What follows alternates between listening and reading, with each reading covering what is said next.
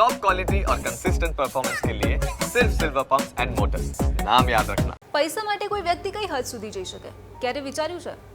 આજે હું એક એવા જ વ્યક્તિ વિશે વાત કરવા જઈ રહી છું જેને પૈસા માટે તમામ હદ પાર કરી દીધી અને એવું તરકટ ઊભું કર્યું જેમાં બધા જ ગૂંચવાઈ ગયા. પણ કહેવાય છે ને કે વહેલા કે મોડા ખરાબ કર્મોની સજા ભોગવવી જ પડે છે. નમસ્કાર, આજની ક્રાઇમ કહાની સાથે હું છું ખુશ્બુ પંડ્યા.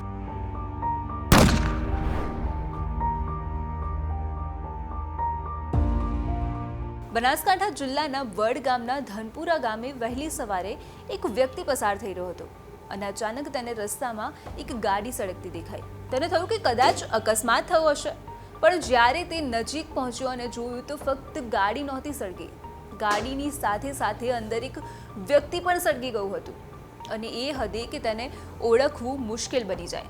જે બાદ આ વ્યક્તિએ પોલીસને આ વિશે જાણ કરી. માનવ કંકાલ મળી આવતા સમગ્ર વિસ્તાર અને ગામમાં ચકચાર મચી જવા પામી હતી. પણ સવાલ એ હતો કે આ ગાડી છે કોની અને તેમાં રહેલો આ મૃતદેહ અને આ વ્યક્તિ કોણ હતું? આ બધી વાતચીત વચ્ચે પોલીસ ઘટના સ્થળે પહોંચી અને તપાસ શરૂ કરી. સૌથી પહેલા પોલીસ માટે પણ આ વસ્તુ જાણવી જરૂરી હતી કે આ વ્યક્તિ હતો કોણ, શું ઘટના ઘટી. અને થોડી તપાસ કરતા ત્યાંથી એક નંબર પ્લેટ પણ મળી આવી. જે બાદ તપાસ કરતા ખ્યાલ આવ્યો કે આ ગાડીના માલિક કોઈ ભગવાનસિંહ નામનો વ્યક્તિ હતો. જે બાદ તેમના પરિવાર સાથે વાત કરવામાં આવી અને તેમણે સ્વીકાર કર્યો કે આ મૃતદેહ ભગવાનસિંહનો જ હતો. જે બાદ પોલીસે અકસ્માત મોત સમજીને ફાઇલને બંધ કરવાનું વિચાર્યું, પણ એમાં જ એક શંકા જતા પોલીસે મૃતદેહને પીએમ અર્થે ખસેડ્યો અને તપાસ કરતા જાણવા મળ્યું કે આ ભગવાનસિંહ છે જ નહીં. તો હવે પોલીસ માટે મોટો સવાલ એ હતો કે જો આ મૃતદેહ, આ કંકાલ ભગવાનસિંહનું નહોતું તો પછી કોનું હતું? શું આ સાચે અકસ્માત હતો કે પછી હત્યા? પણ આ બધા સવાલોના જવાબ મેળવવા માટે ભગવાનસિંહનું મળવું પણ ખૂબ જ જરૂરી બન્યું હતું. કેમ કે જો આ ભગવાનસિંહ નથી તો કોણ છે? આ સવાલ સાથે પોલીસે આગળની તપાસ હાથ ધરી. એવામાં એક બીજી ગુથ્થી પોલીસની સામે આવી, જેમાં સ્મશાનમાંથી એક લાશ ગાયબ હતી. જેથી પોલીસને શંકા ગઈ કે કદાચ ભગવાનસિંહે જ આ લાશને ગાયબ કરીને ગાડીમાં મૂકેલી હોઈ શકે છે. તેથી ત્યાં જઈને જોયું તો ખરેખર ત્યાં લાશ ગાયબ હતી.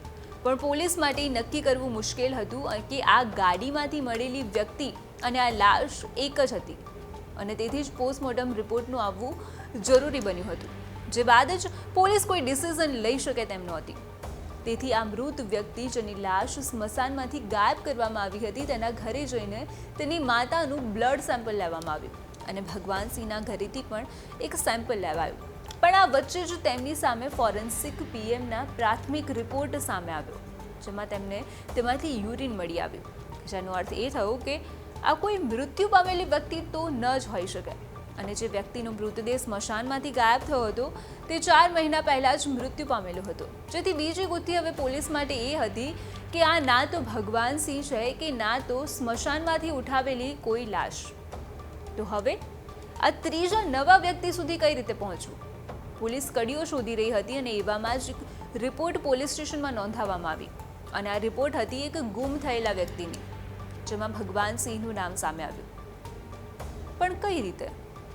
તો ચાલો જોઈએ કે આ રિપોર્ટમાં એવું તો શું હતું.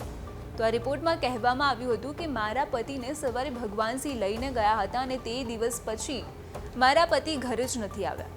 જેથી પોલીસને શંકા ગઈ કે કદાચ આ મૃતદેહ આ જ વ્યક્તિનો હોઈ શકે છે. જે બાદ તપાસ કરતા તે સાચું પણ સાબિત થયું. પણ તમને અહીંયા થઈ રહ્યો હશે ને કે આ વ્યક્તિ કોણ હતો અને ભગવાનસિંહ કેમ આ વ્યક્તિને મારવા માંગે છે અને એ પણ તેની જ ગાડીમાં લઈ જઈને? તો આ બધી જ હકીકત જાણવા માટે પોલીસે 4 લોકોની ધરપકડ કરી, જેમાં અનેક ખુલાસા પણ થયા. જે મુજબ આ વ્યક્તિ ભગવાનસિંહની હોટલમાં કામ કરતો હતો અને ભગવાનસિંહ આખું તરકટ ઊભું કર્યું હતું કેમ કે તેને બનાવેલી હોટલ અને નવી ગાડી લોન પર લીધેલી હતી અને આટલી મોટી લોન તે ભરી શકે તેમ નહોતો. તેના માથે 15 લાખની લોન અને કાર ઉપર 1.80 લાખની લોન મળીને 16.80 લાખ રૂપિયાનું દેવું હતું. એટલું જ નહીં, તેનો 1.5 કરોડનો વીમો હતો જે તેને ત્યારે જ મળી શકે તેમ હતું જ્યારે તેનું મૃત્યુ અકસ્માતમાં થાય. તેથી તેને આ આખું તરકટ ઊભું કર્યું જેથી તેમને પૈસા મળી શકે. પણ હવે સવાલ એ હતો કે તો તેમને જે લાશ ઉઠાવી હતી તેનો ઉપયોગ કેમ ન કર્યો? તો તેમને ખ્યાલ હતો કે જો આવું કંઈ કરશે તો પીએમમાં તેમની પોલ ખુલી શકે તેમ છે. તેથી તેમણે તેમની હોટલમાં કામ કરતા એક મજૂરને ઉઠાવીને તેની હત્યા કરી દીધી. આ હકીકત સામે આવ્યા બાદ પોલીસ પણ શોક થઈ ગઈ હતી. પણ હજુ આ કેસ સોલ્વ નહોતો થયો કેમ કે ભગવાનસિંહ હજુ પણ ફરાર હતો. જેથી પોલીસની 3 જેટલી ટીમ ભગવાનસિંહને શોધવામાં લાગી ગઈ, જેમાં એલસીબીએ આરોપી ભગવાન રાજપૂતની ધરપકડ કરી લીધી. સીસીટીવી અને લોકેશનને ટ્રેસ કરીને આ જ આરોપી ભગવાનસિંહને પોલીસે ઝડપી પાડ્યો હતો.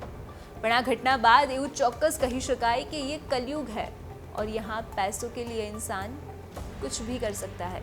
તો અત્યારે ક્રાઇમ કહાનીમાં બસ આટલું જ. આપણે ફરી મળીશું એક નવી કહાની સાથે. નમસ્કાર.